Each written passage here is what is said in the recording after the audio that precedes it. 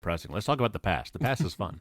NBC Sports, I still call them CSN sometimes. NBC Sports Chicago has been airing some of the 2010 playoff run now. Only the wins, which is interesting. I thought they would just play all the games. We got a lot of time to kill.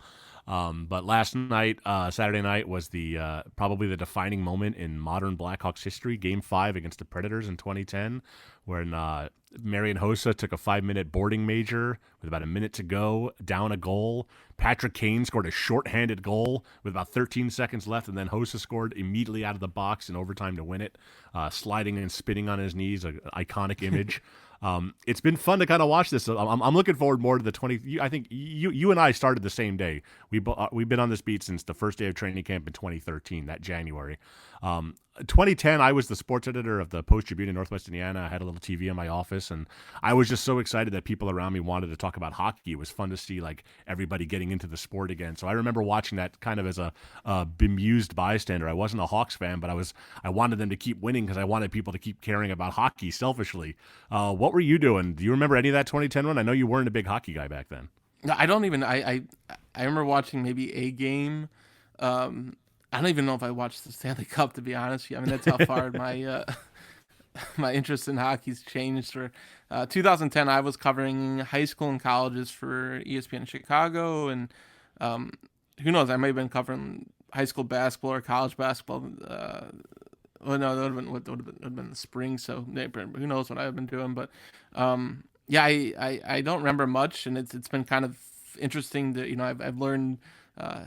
Just from being on the beat, reading your book, and going through these games, and it's fun. It was fun watching even Twitter last night, where people are, kind of reliving these moments, and how big those moments were, and how special to a lot of fans they were at the time. And yeah, it's been fun to kind of go through this almost for the first time for myself a little bit, where I didn't see a lot of these games live when they occurred. And what I know for you, just with the book, that your knowledge of the whole season kind of expanded.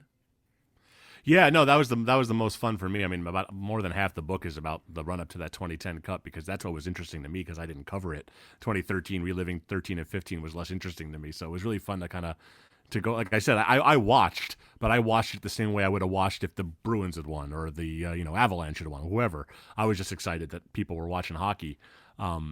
So it was really fun to kind of go back and like get into Marian. Like I talked to Marian Hossa for a while about that not just that game, but in the context of that season. Remember the previous 2 years he had become this mercenary. He went to Pittsburgh, and then at the trade deadline, and then lost to the Red Wings in the Stanley Cup final, and then he went and signed with the Red Wings and lost to Pittsburgh in the Stanley Cup final, and then he went and signed with the Blackhawks, and he was getting this reputation as either like a jinx or just the guy who couldn't win the big one.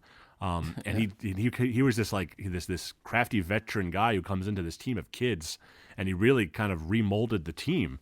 Like he was the Red Wings guy who came in and really kind of and whipped everybody into shape and changed the whole complexion of the team. But he's sitting in that penalty box going, "Oh my God, I fucked up," and I this is. Marian Hossa doesn't take boarding penalties. He's like the most disciplined guy out there. And he's like sitting there going, what am I supposed to do? I can't believe I did this. And so for him to score, I mean, everything about that game was amazing in that season. I kind of go back and forth all the time with people on Twitter about this, whether that game or that series in that game or the 2013 Red Wings series is really the defining moment of this era of Blackhawks hockey. Because if Hossa doesn't, if Kane doesn't score that shorthanded goal and Hossa the winner, and they lose that series, do they just become another team? I don't know. But if they lost to the Red Wings in 2013 after that amazing 21-0-3 start and all that, but after 2 straight first-round losses, if they went first-round loss, second-round loss, they were going to make changes. That was at the height of the friction between Stan and Joel. Someone was going to get fired if they lost that game. They lost that series. They were going to make changes in personnel. They were going to blow up the core back when you could do something like that because the contracts weren't onerous yet. If they had lost that series, I am convinced they become one-cup wonders. Just one of those teams that spikes a win and then just is pretty good the rest of the time. They don't become the team of the decade the way they did. So I go back and forth on what's the most important series, what's the defining series, but you really can't go wrong because those are the two. That's that one, and then in 2015, I guess it would be the Anaheim series where it just kind of showed that unflappable, unkillable nature these guys had. It was just this intangible quality that no matter what the situation was, you just kind of thought they were going to pull it out their ass anyway because they were just so talented and so strong of will And that was a rare team. And I know that it sucks watching this team be bad now and not have that anymore. But man, Hawks fans had it so good for so long that any other fan base would give their right arm for. Yeah, it's those moments of adversity that made I think all these cup runs special for those teams. And I even think of the national early in the national series with Scott Darling and Yeah. just the moments where it was sort of things were in doubt for a second. It's hard to say. Like without the national win, I don't think it leads to.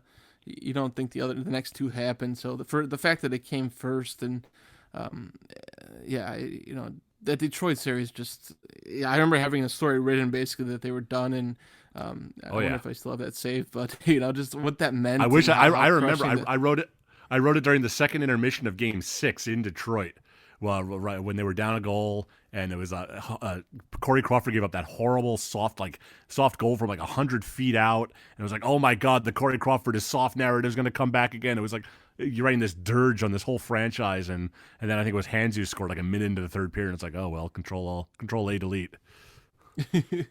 Yeah, I remember seeing Stan Bowman in the downstairs because a lot of those games we'd go downstairs to the press room and for the third period and watch. And I remember Stan Bowman waiting to use a bathroom, waiting in line with a bunch of people in the public, just waiting to use a bathroom, and it was between the periods, and it was just like all this was on the line, and unfortunately this man has to stand here with all these people, and it was sort of my thought that went through my head. But yeah, it was one of those moments where they win that series, and it's like, they're probably going to do it. And yeah, from everyone says that there was just the belief when that Nashville game happened that things were going to go their way the rest of the way. And it's for anyone who hasn't read your book, and I assume a lot of Hawks fans have now. It's a buy great my way to book. learn about. Yes, there you go.